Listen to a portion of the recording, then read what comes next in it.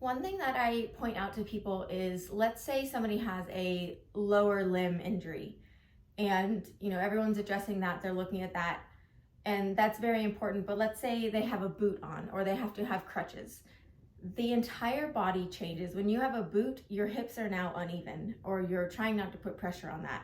Your hips shift, your shoulders shift, your neck shifts, so your head wants to be in alignment. So if you're now leaning, everything's going to lean. Your head's going to go to the side, your arms are going to go to the side.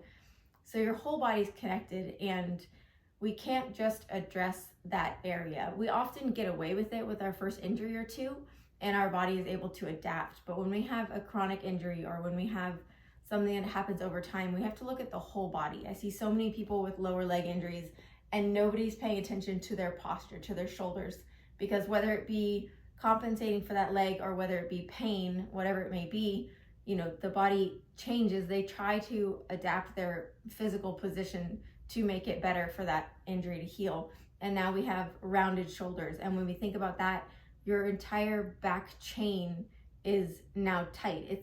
It's having to extend. Your front chain is compressed, and the back chain is going to be more extended, the front's going to be more compressed, and your body's going to remember that and create patterns with that as it prolongs.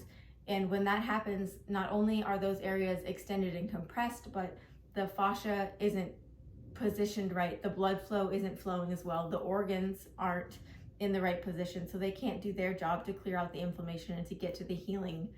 And it's so important to address the entire body so that our whole body can be in true homeostasis, not just the homeostasis or the happy place that it finds to compensate and to deal with our injuries and ailments, but like the true happy medium balanced that we're supposed to be. And that's why I bring fascial stretching into play, and that's why specialists are incredibly important and they do a wonderful job. But if you have an injury and you have a boot, we need to be addressing how your whole body is compensating for that. And we can do stretches and different modalities and let that injured part heal. But while that's healing, why not get ahead and work on everything else that's compensating for it, or that was maybe compensating even before the injury because your body was trying to protect it.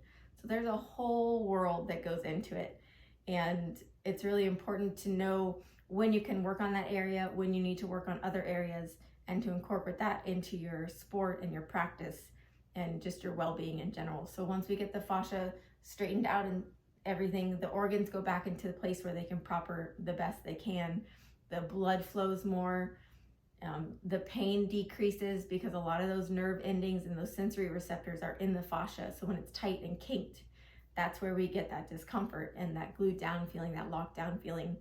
So that's one thing that I find really important to work with athletes on is, okay, yes, I want to know what the injury is, what the issue is, and maybe all of your focus is on that, but I'm going to point out to you the other things that we need to focus on and how it's connected and explain, because I think a lot of us need to understand, and then once we understand it and it makes sense, it's like, oh my gosh, I didn't think about that.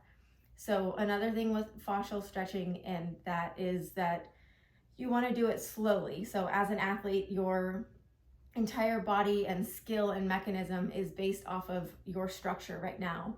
And so as we slowly get our structures more balanced and back to a sense of well-being, we have to do that slowly. So I recommend doing fascial stretching every other day and see how it goes. So if we are going to open up your posture, for example, and let's say you play basketball or football, whatever it may be, your pass, the way you shoot, it's all based off of the current body position you have. So the way your shoulders are now, or the ailments that you're working around.